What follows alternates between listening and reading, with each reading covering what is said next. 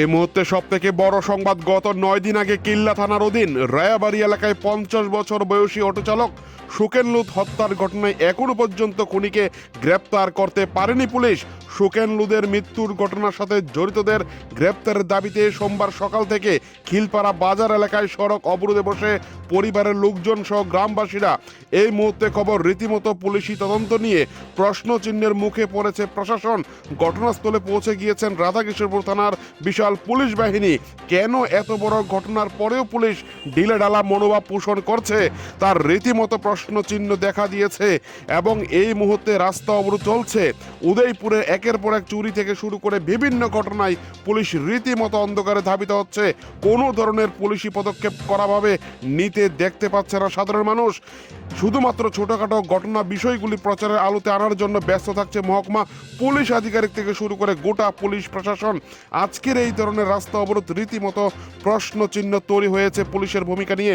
এই মুহূর্তে খবর, এখনো চলছে রাস্তা অবরোধ, যা সূত্রের দাবি এর ফলে বন্ধ হয়ে পড়েছে কাকরাবন উদয়পুর সড়কে যান চলাচল। এই মুহূর্তে উদয়পুরের সব থেকে বড় ব্রেকিং আপডেট আপনারা দেখতে পাচ্ছেন টিভি 100 বাংলায়। সর্বপ্রথম আপনাদেরকে দেখানো হচ্ছে রাস্তা অবরোধের বর্তমান কি পরিস্থিতি রয়েছে। আসামিকে চাই, আমি আসামিকে একটু দেখতে চাই। আমার স্বামীকে তো আর ফিরে পাবো না। আমার নৃশংস বাবা, কেন আমার স্বামীকে খুন করা হয়েছে? আমার ছেলে অসহায়, আমি অসহায়, আমি যে একবেলা ভাত খাবো ওই ব্যবস্থা তো আমার নেই। কেন আমার স্বামীকে খুন করা হয়েছে? এটা তো তদন্ত এখনো পর্যন্ত, আজকে 9 দিন হয়ে গেল, কোনো প্রতিবাদ নাই। কি বলবো পুলিশের ভূমিকা নিয়ে কি বলবো? তারা তো গাফিলতি করছে, থামা চাপা দেওয়ার চেষ্টা করছে। তা না হলে পুলিশ পারে এমন কিছু আসেনি এই জগতে এখন। আপনারা কি এসডি ম্যাডামের সাথে দেখা করেছিলেন? হ্যাঁ, দেখা করেছি। কি বলেছিল? উনি তো আমাদের 48 ঘন্টা টাইম দিয়েছে। 48 ঘন্টা তো পার হয়ে আজকে কয়দিন হলো? 9 দিন হলো। কেন গ্রেফতার হলো না? কেন? ওরা তো গদিতে বসে থাকে, ওদেরকে সরকার টাকা দেয় শুধু। কি ওরা এসব করণে লিগে একটা আসামিকে বের করে আনতে পারে না? সম্পূর্ণ পুলিশের গাফিলতি। হ্যাঁ, পুলিশের গাফিলতি, সম্পূর্ণ পুলিশের গাফিলতি। তারা ধামা চাপা দেওয়ার চেষ্টা করছে এই জিনিসটাকে।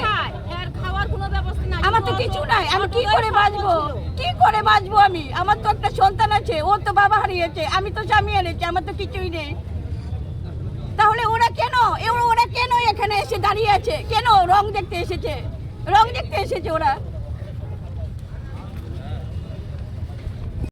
দুজন আসামি গ্রেফতার হয়েছে এবং তাদেরকে আজকে কোর্টে প্রডিউস করা হবে। এখন তাদের বক্তব্য হচ্ছে এই ঘটনার সাথে জড়িত তদন্ত করে দেখছে পুলিশ।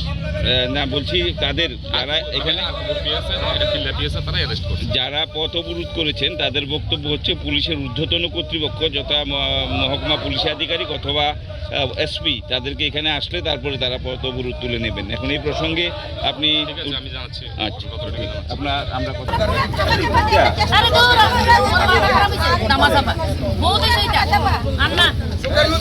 অবিলম্বে গ্রেফতার করতে হবে।